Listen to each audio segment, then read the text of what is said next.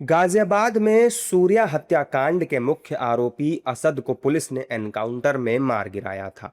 इस एनकाउंटर को लेकर यूपी की सियासत गर्माती हुई अब नजर आ रही है। विपक्षी नेता असद के एनकाउंटर को लेकर योगी सरकार पर सवाल खड़े कर रहे हैं।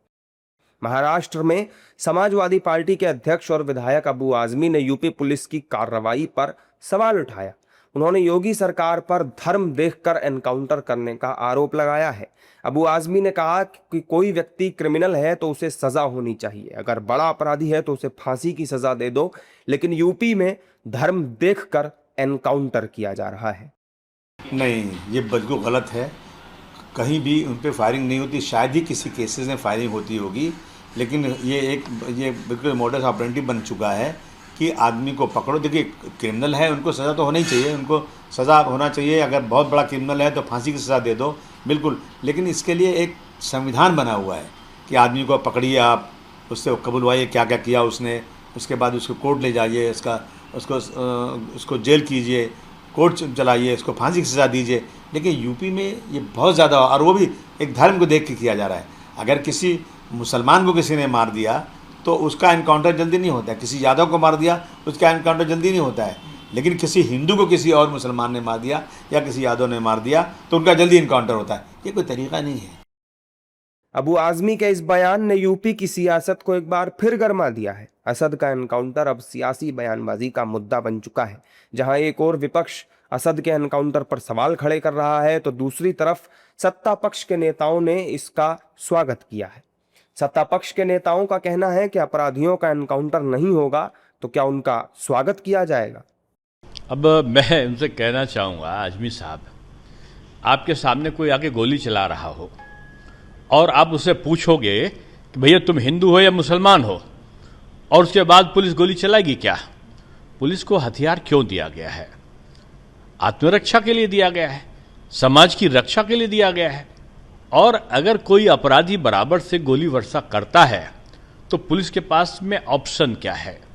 मैं समझता हूँ उत्तर प्रदेश की पुलिस निष्पक्ष है और अपराधियों के मन में डर है, लेकिन आम नागरिक के लिए मैं समझता हूँ कि एक अच्छा वातावरण पूरे उत्तर प्रदेश में बना है। नहीं, इनकाउंटर अगर धर्म देख के दिया जा रहा है तो विकास दुबे का ब्लड ग्रुप क्या था? अरे अपराधी और गुंडा किसी जात और धर्म का होता है। ऐसे ही लोग सियासत में लाभ देते हैं विरोधियों को। गुंडा, भ्रष्ट, अपराधी, तो ब्लड ग्रुप अलग अलग है, B+ वो सबका नहीं है, चाहे किसी धर्म का मानने वाला हो, किसी जात का हो। अरे भाई, अपराधी अपराधी होता है। पॉलिटिकली इनकाउंटर हो गए हैं, तब इनकाउंटर पॉलिटिक्स बंद करिए। बहुत गलत है, क्योंकि एक तरफ कहेंगे कि हम गंगा जमुनी तहजीब की बात करेंगे, दूसरे तरफ आप इस तरीके से त्योहार पर किसी को छुरा घोंपेंगे, उस पर बयान नहीं देंगे। क्यों नहीं मौलाना बयान देना चाहिए ना? आखिर उनको देना चाहिए था। और जैसे जैसे पुलिस मुठभेड़ में मारा गया तो आप उस पर राजनीति कर रहे हैं। यही तो है दोगला राजनीति, इसी को कहते हैं ना, दोहरा चरित्र। हालांकि विपक्षी दलों के नेता आजमी के बयान का समर्थन करते हुए नजर आए। विपक्ष का मानना है कि योगी सरकार एनकाउंटर के नाम पर विशेष धर्म को टारगेट कर रही है, जो ठीक नहीं है। देखिए, वैसे तो जो असामाजिक तत्व हैं, जो क्रिमिनल्स हैं, उनका कोई धर्म नहीं होता है, पहली बात तो यह है।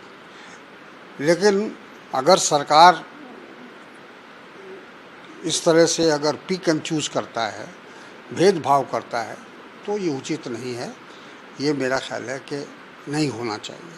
उत्तर प्रदेश में जो सरकार है ना, ठोको शासन है, ठोको शासन है वहाँ। अब डेमोक्रेसी वाली स्थिति नहीं रही। भारतीय जनता पार्टी जब से सत्तासीन इस देश के शासक के तौर पर ले ली है शपथ, तब से देखिए क्या हालत है कई राज्यों में। अब तो 25 राज्यों में भाजपा का सरकार है, हर जगह वही हाल है, वही ताल है, वही तांडव है, हर जगह वही रूप होते जा रहा है। बकरीद पर आरोपी असद ने सूर्या को अपने घर बुलाकर चाकू से गोदकर उसकी हत्या कर दी थी, जिसके बाद आरोपी असद पुलिस एनकाउंटर में ढेर हो गया।